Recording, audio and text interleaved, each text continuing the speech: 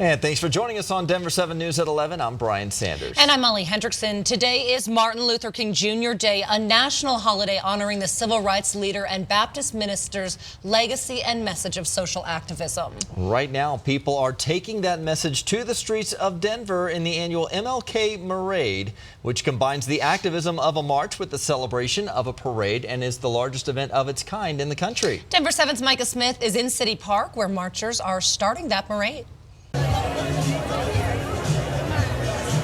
In just a few minutes, thousands of people will leave at City Park and head towards Civic Center Park, marching in honor of Dr. Martin Luther King. But if you look closely at some of the signs people are holding, you'll notice that they're not just marching in honor of the past, they're also making bold statements about the present and future.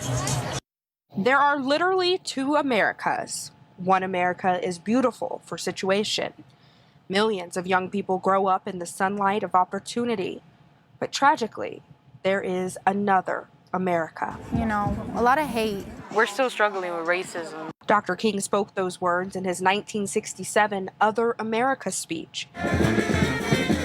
And while more than 50,000 Coloradans walk in his honor during this year's parade in downtown Denver, ring with the harmony. I think Dr. King taught a lot about tolerance.